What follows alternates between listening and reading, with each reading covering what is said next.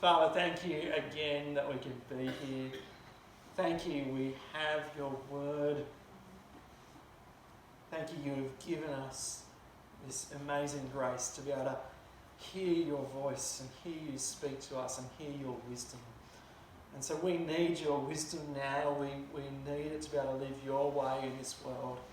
And so we ask that you'll be guiding us with your Holy Spirit to keep hearing your word afresh, to keep hearing these insights from this book of Proverbs, and that you be making us more like your Son. Guide me to speak what is true. Guide me to speak what honours you. In Jesus' name we pray. Amen. I wonder if you were to try and consider the book of Proverbs, if I'd asked you before this series, what is probably the most famous verse in the book of Proverbs, the one that you are most familiar with, what you would have come up with. There are some of us, we may have started off with that one, we looked at it in week 1, that the fear of the Lord is the beginning of knowledge, but fools despise wisdom and instruction. Others of us might have gone down the same, even House route, and he's not here, but he of course took us to the infamous corner of the roof verses, which I think every men's group has laughed about at some point in time. Others might have enjoyed the what we looked at last week with the sluggard who puts their hand in the bowl and never brings it out. But if you're not just going for the funny verses, then I imagine for many of us the one that sticks out the most, the one that we've probably had stuck in our head as a memory verse, at least for me, because I have a Colin Buchanan song stuck in my head right now. It's Proverbs 3, 5 and 6. Trust in the Lord with all your heart and lean not on your own understanding. In all your ways acknowledge him and he will make your paths straight.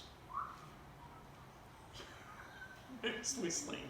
Did someone do it? Yes, yes. That is the whistle of the Colin Buchanan tune. I was finding it very hard not to sing it. I was probably saying it roughly in line with him. I wasn't quite singing it, but that's now just going to be continually reverberating in my mind now. Anyway, what does it actually mean though? How do we trust in the Lord with all of our heart and lean on our own understanding? What does this practically look like?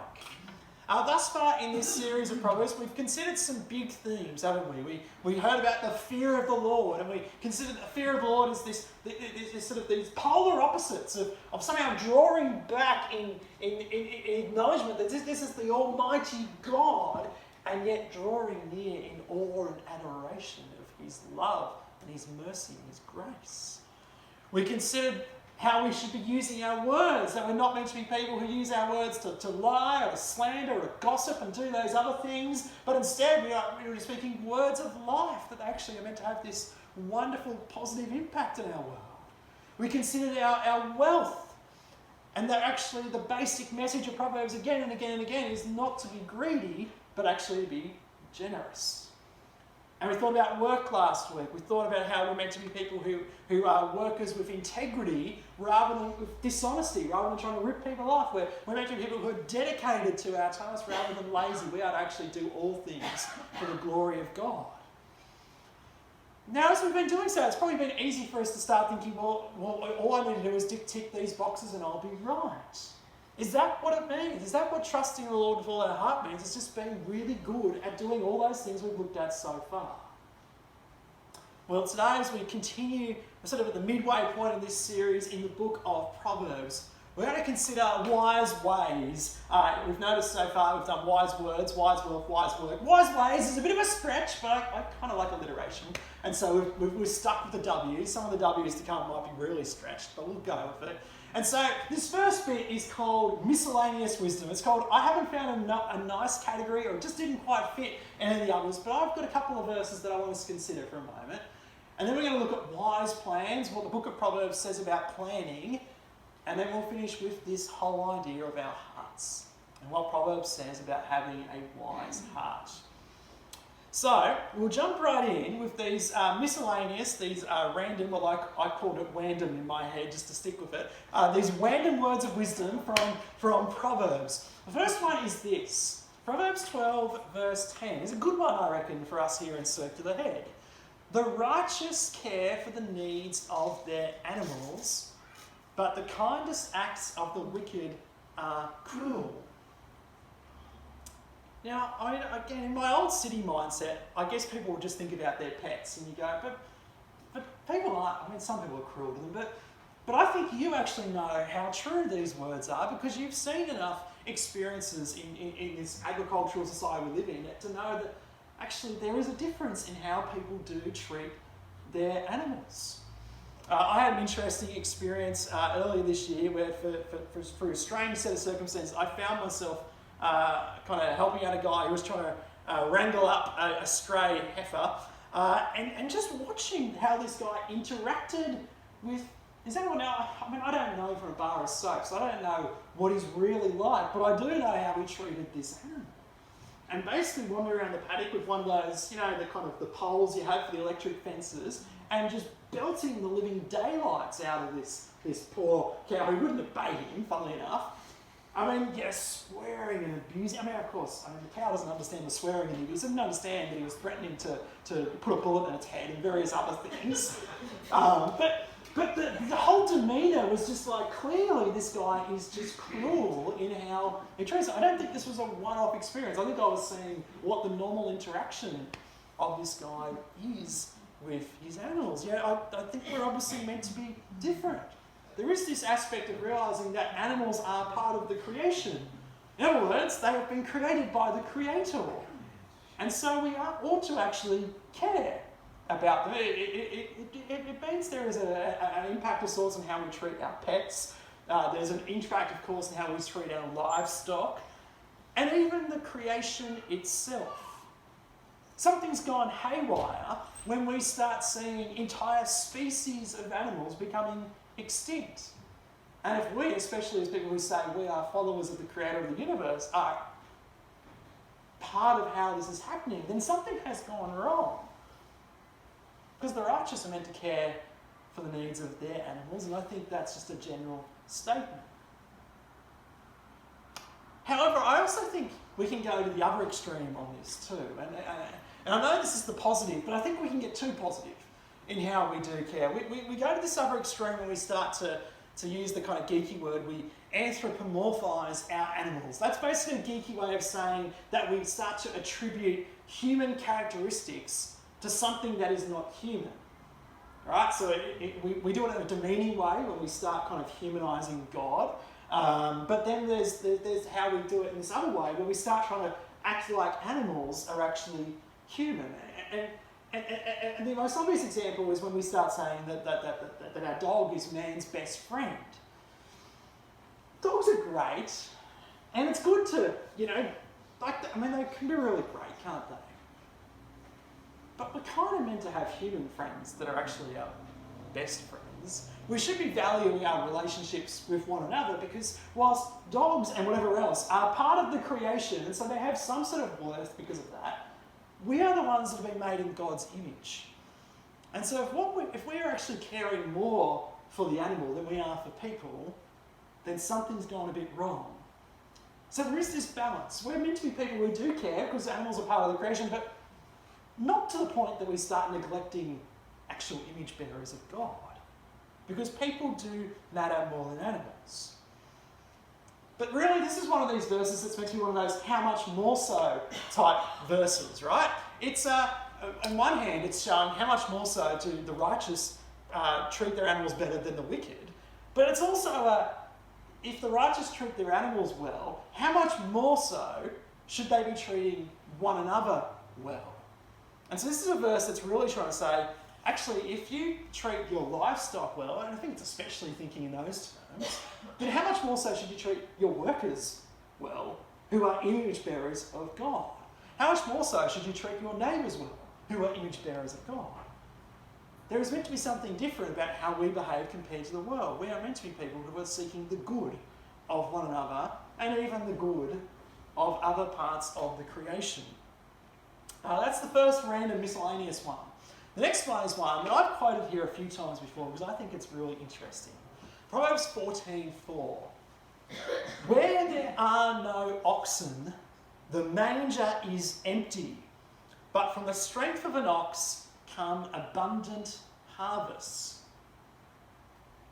I think this is the Bible's version of the ship in the harbour proverb.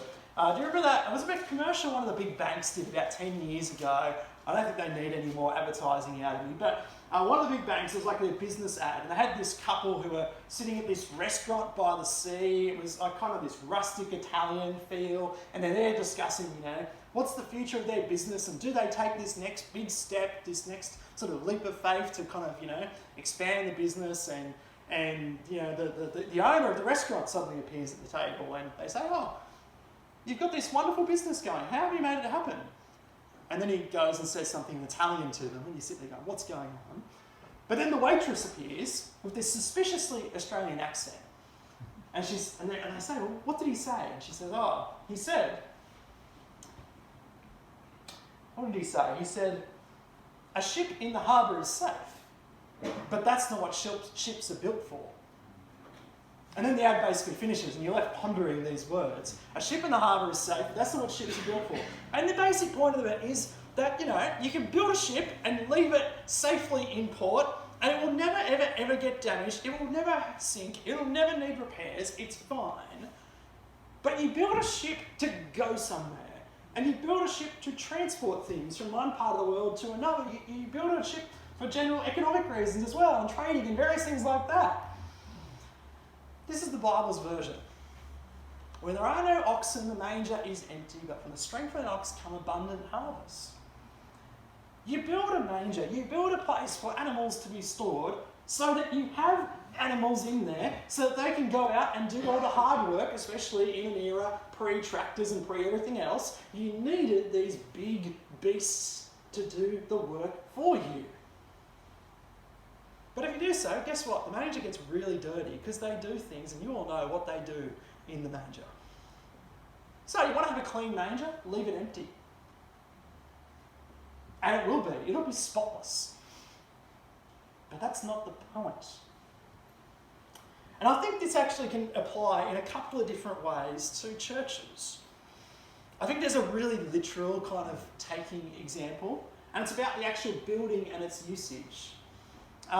There is a rightness, there's even a homily that Cranmer wrote about cleaning church buildings. He wrote it really to actually say get rid of idols in your buildings, but he did say we're meant to actually have a clean building. It's a good thing, isn't it? He makes the point in this homily, he says, when you invite friends over, you clean up beforehand because you don't want them coming into your mess. So it makes sense that when you invite people to church, you invite them into a building that doesn't look like it's a pigsty.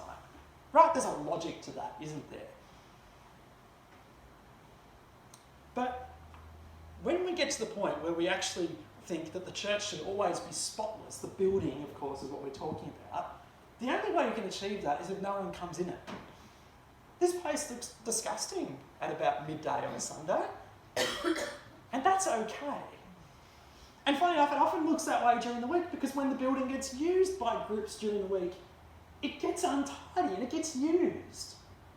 You can have a spotless building, but you can have no people in it. And I have a funny feeling that's not what we're meant to be on about.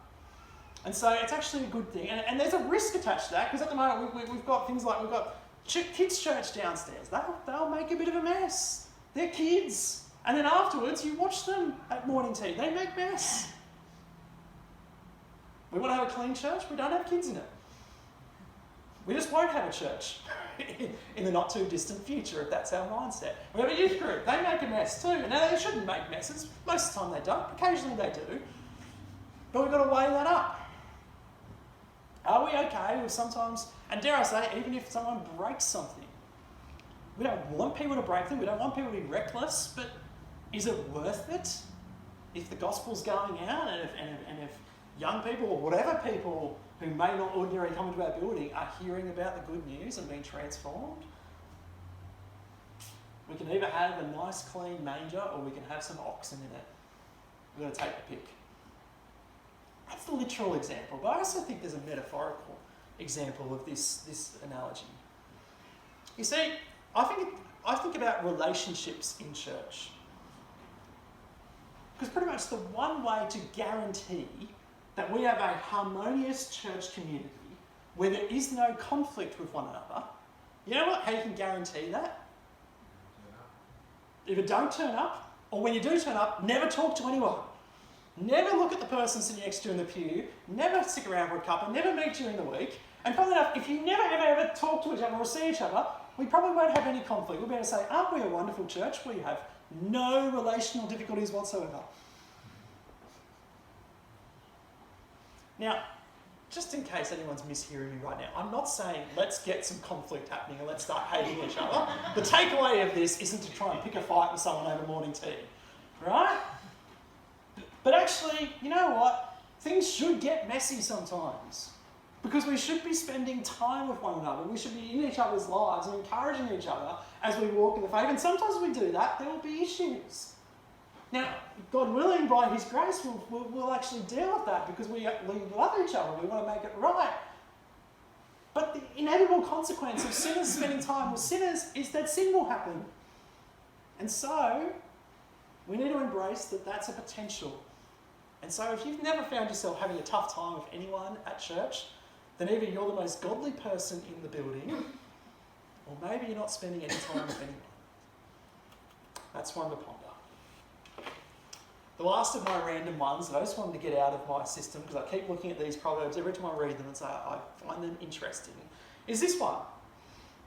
In a lawsuit, Proverbs 18 verse 17, in a lawsuit, the first to speak seems right until someone comes forward and cross-examines.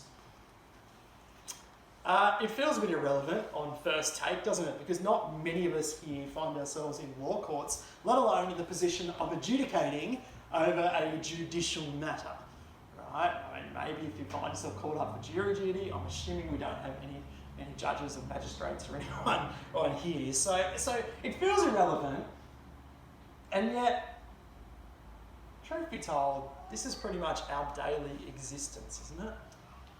I think the English version of this proverb is there are two sides to every story. That's the point. Because whenever someone presents what's going on in their life, they always seem to present it in a way that they sound right, don't they? No one ever presents the facts of the matter in a way that makes things look poorly. And daily we find ourselves in situations where we're speaking to someone, someone's telling us about how they're being mistreated by their boss at work. Maybe they've had their confidence betrayed by a friend. Maybe they've been let down by their spouse. People tell these stories all the time. They tell these stories always in ways that makes them sound right. It's our human nature to present ourselves as best as we can. Now, of course, sometimes our job as the listener is just to be the friend who listens. But sometimes there are situations in life where we find ourselves in the kind of everyday life version of being the judge when listening to the lawsuit. When we are the one who somehow finds ourselves being the one dealing with conflict. Anyone who's a parent of multiple children of an age that are old enough to fight with each other knows this, that they do this all the time. When siblings are fighting, they come and present the case to you, and the first one presents it, and it sounds like their brother is always in the wrong. But then, funny enough, when you hear what brother has to say, you go, oh, hang on, maybe there's two sides to that story.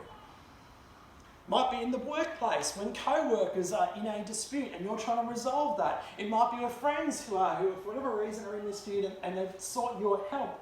The wisdom of Proverbs is to hear both sides of a story before entering into a decision. It's trying to actually understand where the other one is coming from before we go and rashly respond.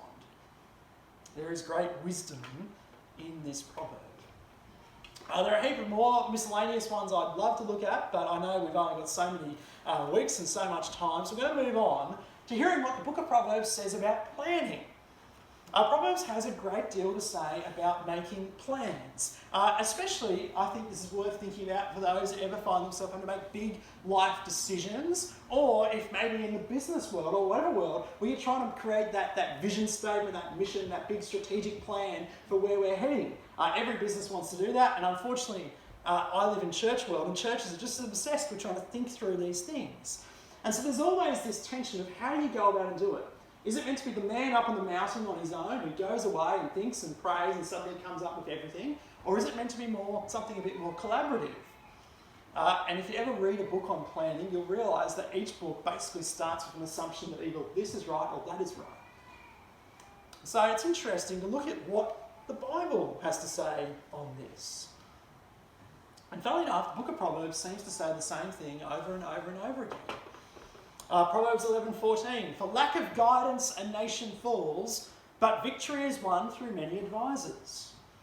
Proverbs 15, plans fail for lack of counsel, but with many advisors they succeed. Proverbs 20, plans are established by seeking advice. This is important to know. So if you wage war, obtain guidance. So just next time any of you plan on invading someone, make sure you've planned it out with others first. I don't know, we could invade Wynyard maybe? We could have a little meeting after. Maybe next weekend we'll have the meeting about... Maybe not. Now, truth be told, what it also says is that when we vote in a parish council next weekend and elect them, the crew I've got are doing a great job. And I guess my point is be wise in who ends up in such positions of responsibility, because they are the people I'm most likely going to be talking to and seeking advice from. I go wider than that, but they are the ones that are in the room, so to speak, when things do happen. Proverbs seems to continually tell us, whilst I don't think it's necessarily inherently wrong to go off on your own and make a plan and pray about it, but God has actually given us other people. The assumption is none of us actually have perfect knowledge, and we need the wisdom of one another. That's part of the whole thing about being part of a church, is we actually meant to share life together and seek wisdom and guidance and counsel of one another, because God speaks through other people to help us as we go on our journey. There's another one here that I find interesting. Proverbs 21 verse 5, the plans of the diligent lead to profit, as surely as haste leads to poverty. There's quite a few proverbs that kind of point out that there's sometimes wisdom in being a bit slower, in actually considering our actions. If you're someone who speaks first and thinks later, this is the sort of thing you want to reflect on. Do I need to sometimes slow down a little bit in how I act to make sure I'm making good decisions? Now, you can slow down too much and never make a decision. That's the opposite problem. But you want to be making sure you are considering what you are doing. I had an amusing experience with this proverb a couple of weeks ago. I told you that I went up to the Christian school and got them to do their own basic devotion through the book of Proverbs and find out anything it says about work. And I gave their business manager, Matthew Sayward, Proverbs 21, and he came up with this verse and decided it's going to be the new tagline of every email he sends out about workplace health and safety. Plans of the diligent lead to profit, but haste leads to poverty. So make some plans and don't make sure you destroy our school, I think is the essence of what he's going to go for. So those of you who work at the Christian school, look out for Proverbs 21 verse 5 appearing in emails from your business manager. Proverbs continues though, and then kind of brings in the reality that as much as we can make all these plans, there is something else at work. Proverbs 21, there is no wisdom, no insight, no plan that can succeed against the Lord. Verse 31, the horse is made ready for the day of battle, but victory rests with the Lord. We'll remember that one for our journey to Wynyard. No plan can succeed against God. It is God who's actually the one who's ultimately at work in seeing these things happen. Proverbs 16 has a few proverbs here. We'll finish on with this section on the wise planning. Proverbs 16, 2, 3 and 4. All the person's ways seem pure to them, but motives are weighed by the Lord. Commit to the Lord whatever you do and he will establish your plans. The Lord works out everything to its proper end, even the wicked for a day of disaster.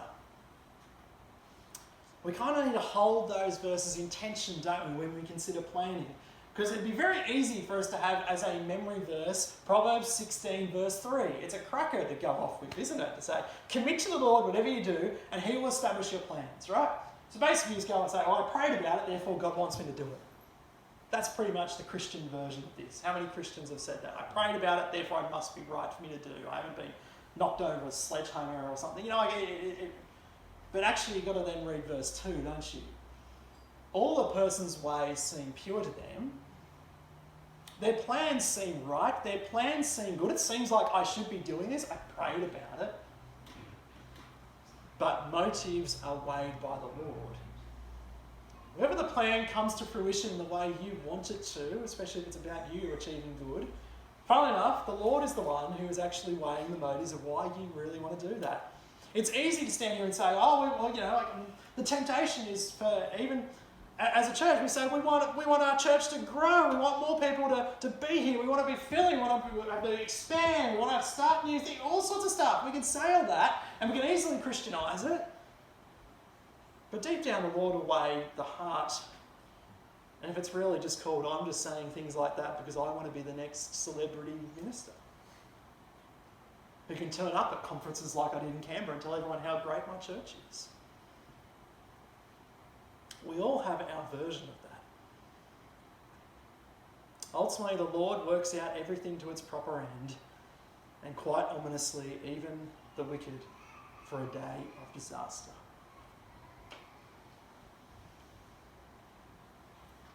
But what about the heart? What does Proverbs have to say about the human heart? As we said at the start, it's probably got the most famous verse in the book of Proverbs, one that we quite simplistically go away and just proclaim it for ourselves. Trust in the Lord with all your heart, as my Isaac decides he wants to be in here, and lean not on your own understanding. In all your ways submit to him, and he will make your paths straight. What does he say about the heart? You see, I think the temptation as we've been reading through this series, as we alluded to at the start, is to think, well, I can just go and do all this.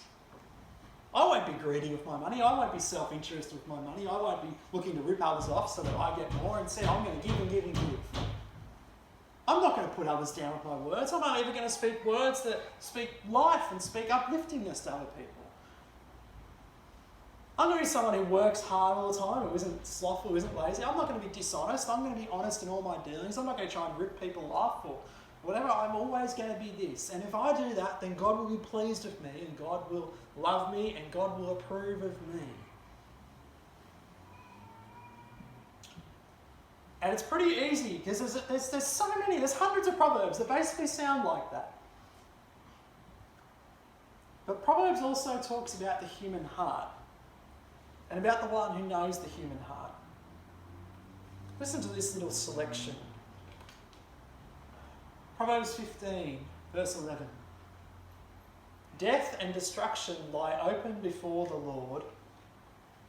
How much more do human hearts? Proverbs 16:5. The Lord detests all the proud of heart. Be sure of this, they will not go unpunished. Proverbs 17:3. The crucible for silver, the furnace for gold, but the Lord tests the heart. You're picking up on the theme, aren't you? That actually it's ultimately God who knows our hearts. We heard that in the previous one about plans, that we think our plans are great, but actually God is the one that weighs our motives. God is the one that is really assessing the heart of the matter, where we're actually going and what we desire. And actually the warning after warning is that if God knows all this, then that's a problem. Because he knows that actually our hearts are continually seeking to do what is not pleasing to him. Proverbs 20, verse 27. The human spirit is the lamp of the Lord that sheds light on one's inmost being. The idea here, it's a bit kind of confusingly worded, but it's that God actually knows our everything. He sees our inside. He sees what our mind and our heart's desire is. In Proverbs 21, verse 2, a person may think their own ways are right, but the Lord weighs the heart. And the Lord really knows what we're on about and why we do the things that we do. He sees through the facade of how we act. Most of us are pretty good at making it look like we've got our lives together. But God knows all.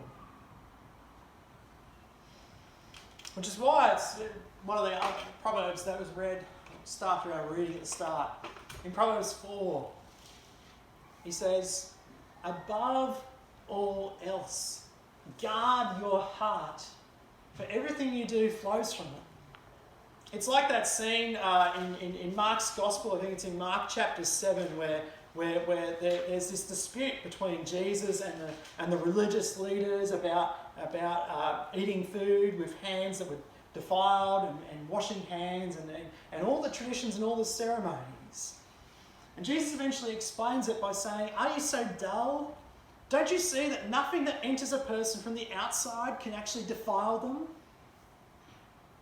For it doesn't go into their heart, it just goes into their stomach and then out of the body.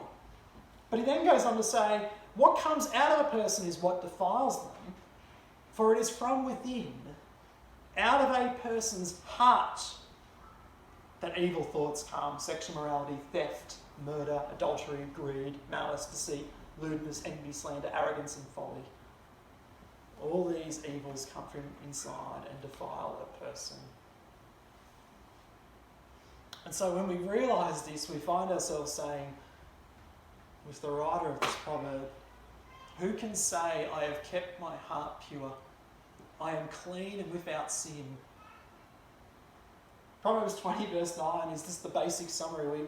As I said, we think of Proverbs as always being about do this and think good things happen, but also Proverbs actually has this stark reality that actually we are people that our hearts naturally by themselves, they will not be kept pure, they will not be without sin.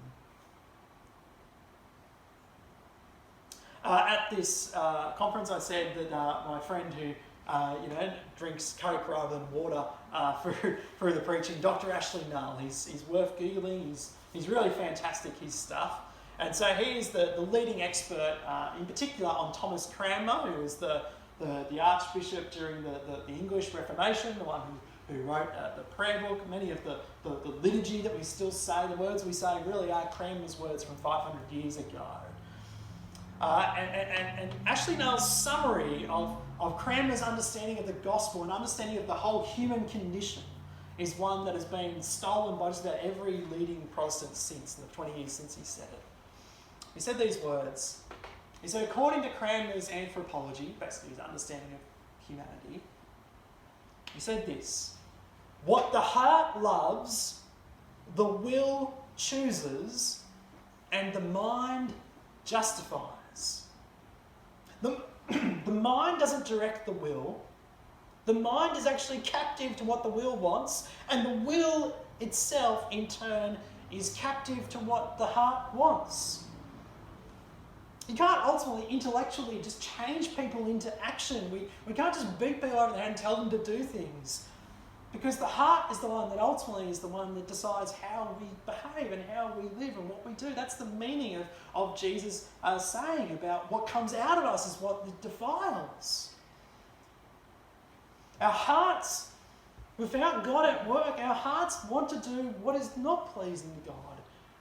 It then causes our will, our desire to want to do that, and then our minds, well, they justify it. They find ways of excusing our behaviour. You see, what we actually desperately needed is new hearts. There's that scene in John's Gospel with Jesus and Nicodemus, the one that ends with John summarising it, that God so loved the world that he gave his only son. That scene in John 3. When Jesus tells Nicodemus, we haven't got time to fully unpack it, but Jesus tells Nicodemus, you have to be born again. And Nicodemus is like, what are you talking about? What do you mean? How's this possible? How can I be born again? Now, a lot of people think that's talking about baptism. There's a rightness there, but it's not actually fair for Nicodemus to be so lambasted by Jesus for not understanding him if he's talking about something that would have made no real sense to Nicodemus. What he tells Nicodemus is, you're meant to be one of the teachers of Israel. Why don't you understand what the words of your scriptures tell you that God is going to do? So Jesus is saying, Nicodemus, you need a new heart. And God has promised he will do that in the last days. In Ezekiel, chapter 36, verse 25 to 27. God says, I will sprinkle clean water on you, and you will be clean. I'll cleanse you from all your impurities, from all your idols, and I will give you a new heart and put a new spirit in you. I'll remove from you your heart of stone and give you a heart of flesh. And I will pour my spirit in you and move you to follow my decrees and be careful to keep my laws. Friends, what we actually need is this new heart, because our heart of stone is dead and it can't do what it ought to do. We need God to wash us clean and to give us this new heart. You see, what ultimately this most famous verse of Proverbs is going to be ultimately pointing us to, about trusting the Lord with all your heart, as you read through the rest of the book of Proverbs, you read, actually my heart doesn't actually do this. I can't say I'm pure, I can't say I'm without sin. We living this side of the cross know that we actually need to turn to Jesus. The one who died to give us life, the one who died to get rid of our heart of stone and to give us this heart of flesh and to give us his spirit that enables him to live his way. And so now trusting the Lord with all our heart is actually trusting not in our old ways, but trusting God, change me, renew me, make me more like your son, and help me actually live out Proverbs, because now you've given me the heart and your spirit to be able to do this. Help me stop leaning on my own understanding. Help me stop leaning back on my old ways of living, but instead help me submit my life to you and trust that I don't know what path you're going to send me on. I don't know what direction. You're the one who ultimately controls that, but I trust you, Lord. Proverbs is reminding us that we needed a saviour. We needed one who could give us this new heart. And now, as people who have been renewed by God's Spirit, we now seek to live his way and do these things. Not to earn God's love, but because we have been loved in this extraordinary way. And so we trust in him with all our heart, leaning not on our own understanding. In all our ways, we submit to him, trusting whatever it means for him to make our path straight. He will take us to the end, and he will take us into his glory. Let's pray to him now. Father, please help us not trust in ourselves and trust in our own goodness and trust in our own righteousness. But help us trust in your Son. And we ask that by your Spirit you will change us, that you'll renew us, that you'll make us more like him. And in doing so, you'll give us the wisdom to follow you all our days. In Jesus' name we pray.